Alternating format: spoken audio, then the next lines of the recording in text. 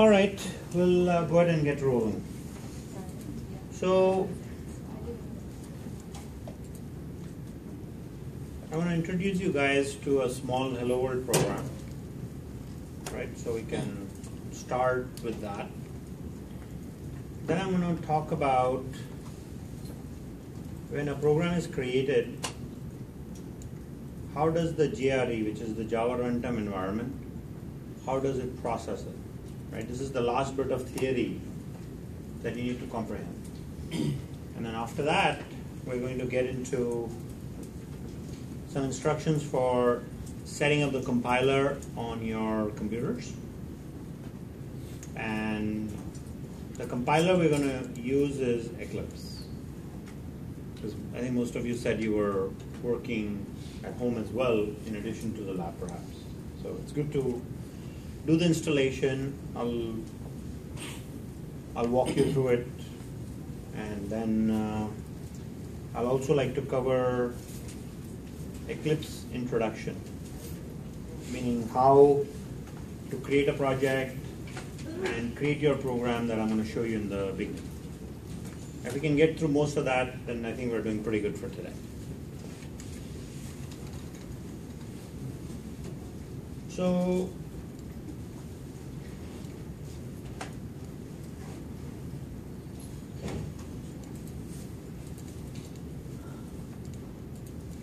font size visible in the back, folks? Is it big enough? Yeah, great.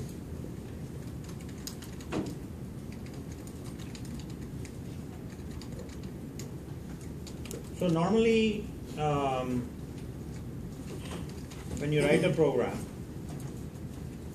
the first line that you would have is an import line.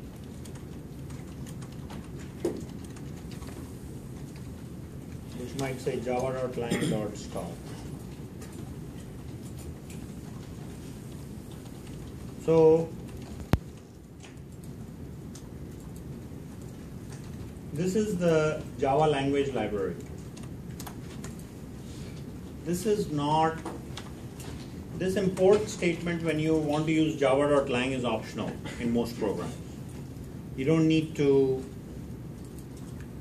use it because the runtime environment says, because it's a Java programming language, I'm going to give you access to this library automatically. But in old days, we used to have to do that.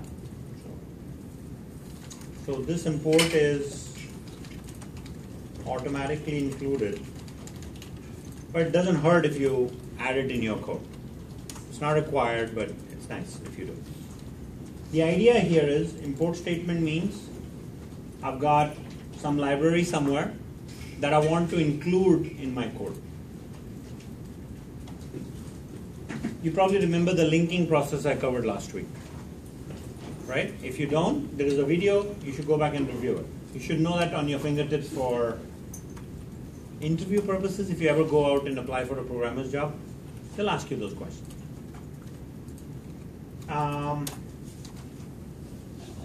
At least for now, I'll ask you in the test, so that's a better reason than the interview, because the interview is kind of a little bit out, right?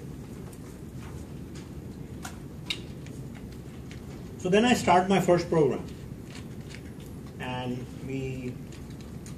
Java programs always start with the word class.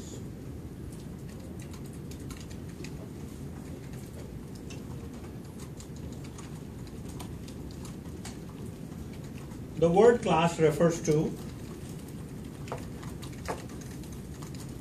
a blueprint. Just like my genetic code is my blueprint, or for a structure that, for a home, for example, or a building that has to be built, there is typically a blueprint, a map that suggests where everything will go. For any programs we write in Java, we have to create a blueprint. The significance of the word class and its meaning really comes to light or to life when we do Java programming using object-oriented programming techniques. And we're not going to do much of that in this course.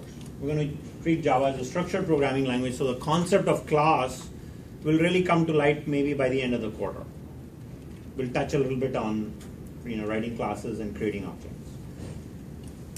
So, but nonetheless, because Java is an object-oriented programming language, the basics of object-oriented programming is writing a class. So therefore, they created the structure like this for object-oriented programming. Anytime you name a class, it can be the name of your program, will become the name of your program. It must start with an uppercase letter. It's not a requirement, but it's a coding convention. And what you'll find is when you save this class or piece of code, it must be saved in a file named class name.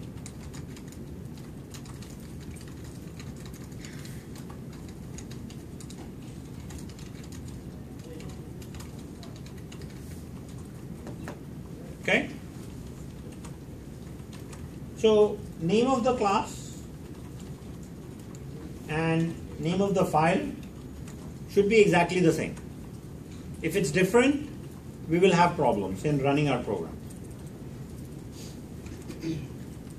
So I'll just put it out here for your notes that if class name and file name are not the same, you will have problems in compiling and executing the code. So this refers to start or begin. This refers to end. Inside is the code that you have to put. So we are obviously going to start with the main method.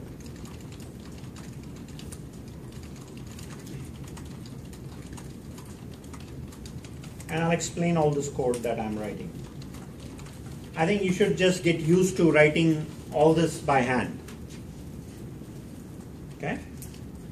So the first thing we do when we write code or when we write our first program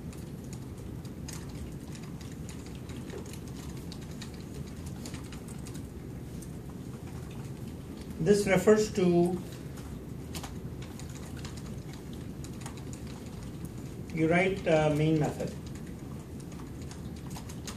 Main method in most programming languages starts a process. So if you think of C language or Java, in both languages when you write a main method is supposed to start a process.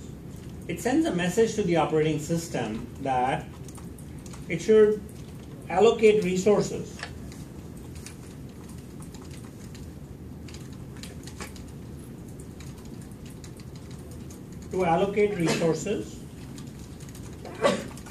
for what? For the process. And what are some of those resources?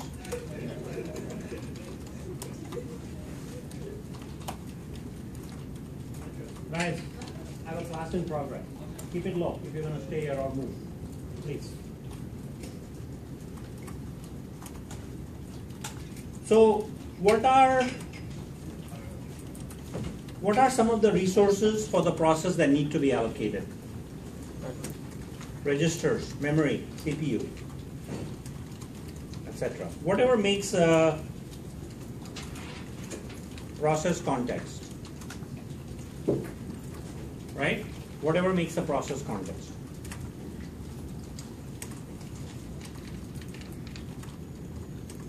So the main method must be written for a program to start. The word void indicates that this particular main method is not going to return anything. It's always void. The word static means that in one class we can only have one main method. The meaning of the word static in Java language is a deep one. And it will become more clear as you go from 36A to 36B. Okay? For today, don't go out hunting on Google for the word static, because static Java, if you try and search, you'll find a ton of documentation which can lend itself to some confusion. So it's just going to take time to learn that. Public just means this main method is global. It can be accessed from anywhere. And then what we have here is string arguments.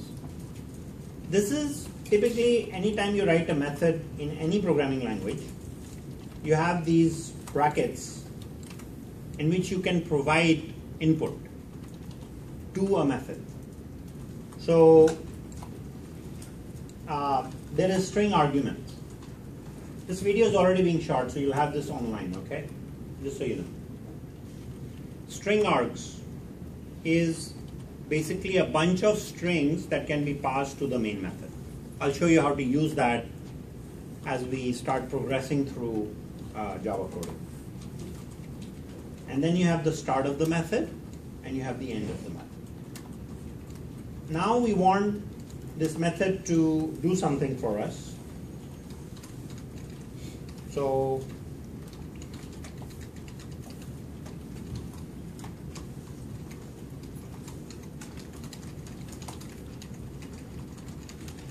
usually the first thing we always do is write a hello world program. That's usually the ritual that's always followed when learning a new programming language.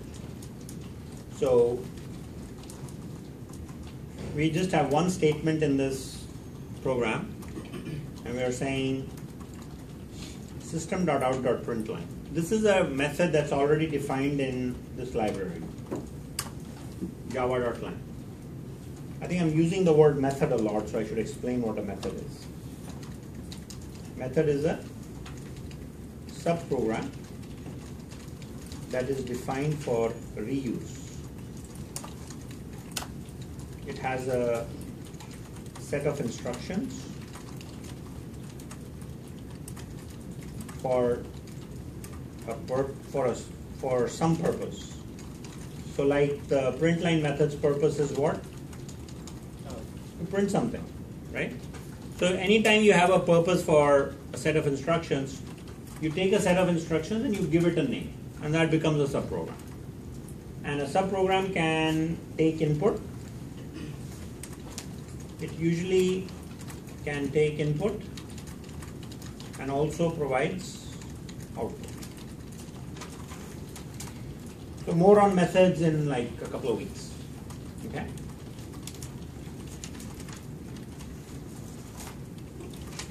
So println is a method that's defined in the library system.out. So java.lang in Java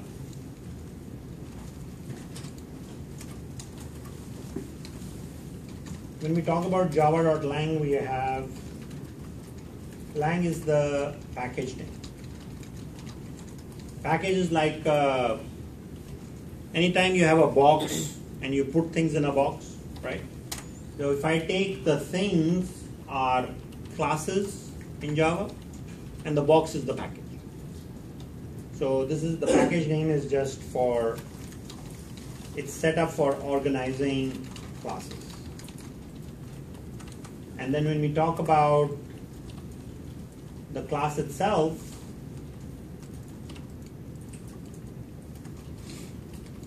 java.lang has these classes that are written. So system is a name of a class.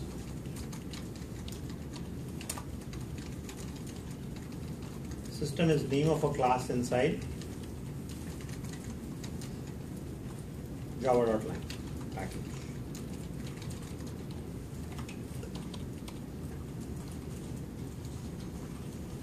So whenever I use this /, /, that is for writing a Java comment.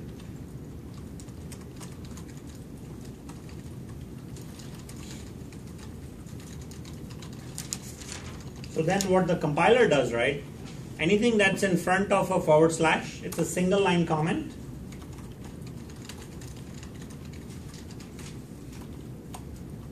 a single line comment.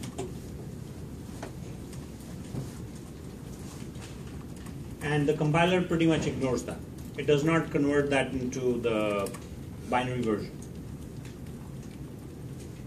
Questions on the Hello World program and the very basic program, things that you need to do. Yes? The import Java.net, is that an asterisk? Yes, this is an asterisk. And Java.lang import is optional.